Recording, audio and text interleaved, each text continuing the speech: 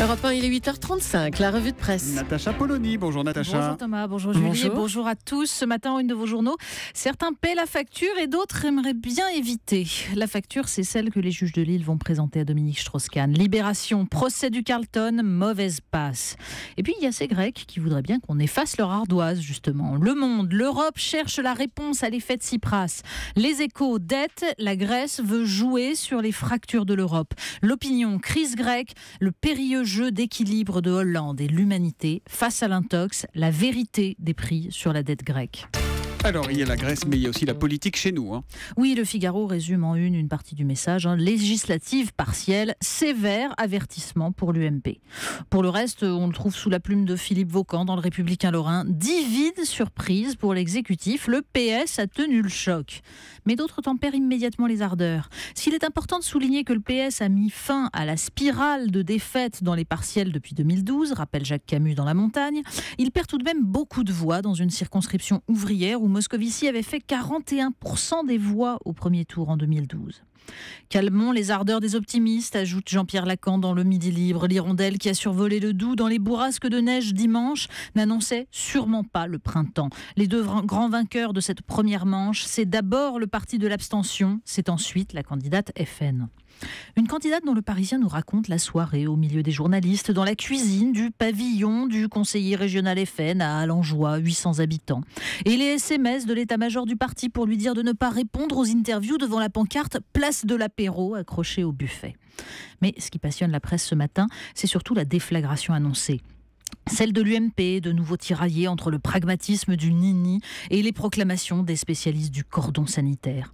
Il suffit de lire l'article de Libération pour comprendre ce qui se joue. Alain Auffret termine sur le tweet du Premier ministre, déclarant Frédéric Barbier, le candidat PS, candidat de tous les Républicains. Et il conclut par ce mot, à Nicolas Sarkozy de dire s'il en fait partie. Alors Guillaume Tabar dans le Figaro peut bien tenter de rappeler l'arithmétique, la baisse de 12 points du PS, la seule progression qui est celle du FN. Il voit venir les déchireurs de l'UMP, mais sa conclusion balaie d'un trait les postures des Bussereau, Darmanin, NKM ou Wauquiez. Difficile, écrit-il, de trancher entre ces deux lignes, sachant qu'une partie des électeurs de l'UMP en choisira une troisième, le vote FN.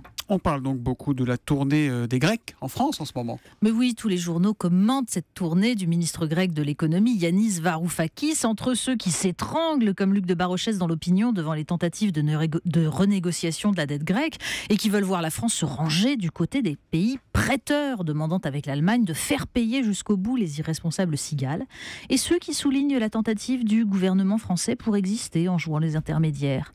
Que cette tournée des calculettes commence par la France arrange les deux protagonistes, constate Didier Rose dans les dernières nouvelles d'Alsace. Mais c'est d'un autre économie dont il est question, Natacha. Mais oui, c'est ça. Le plus étonnant ce matin, c'est de voir se télescoper la question cruciale de la dette grecque et le retour de l'économiste préféré des journalistes, Dominique Strauss-Kahn. Bruno Dive, dans Sud-Ouest, se lance dans un éloge en forme de regret. Comment ne pas se souvenir de ce patron de Bercy qui a si brillamment accompagné le retour de la croissance à la fin des années 90, puis de ce directeur du FMI qui plaidait pour une approche prudente et pragmatique du dossier grec. Comment ne pas voir que ces thèses triomphent aujourd'hui, lui qui fut l'un des premiers au PS à plaider pour une politique de l'offre.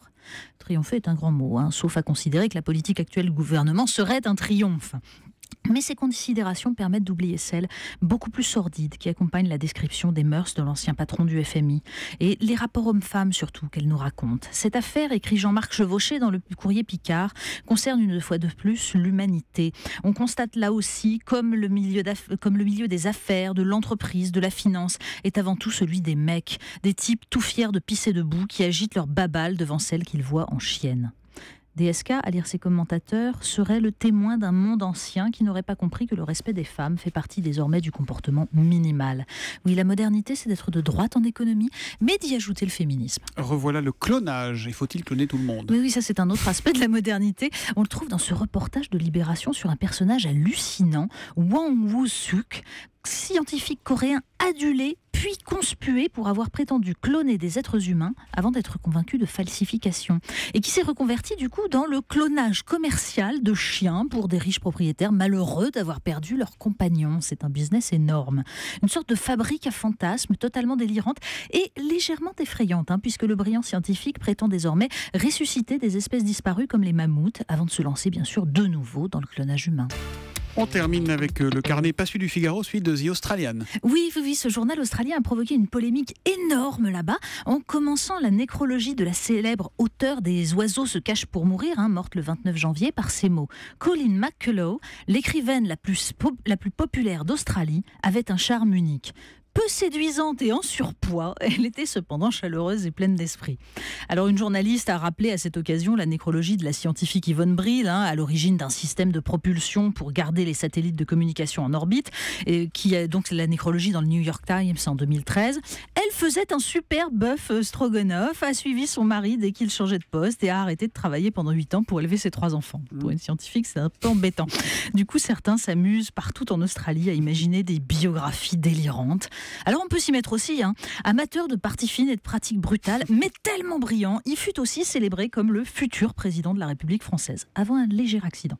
Non, en fait, celle-là, elle est vraie. La revue de presse de Natacha Polony, tous les matins, 8h30 sur Europe 1. À demain, Natacha. À demain.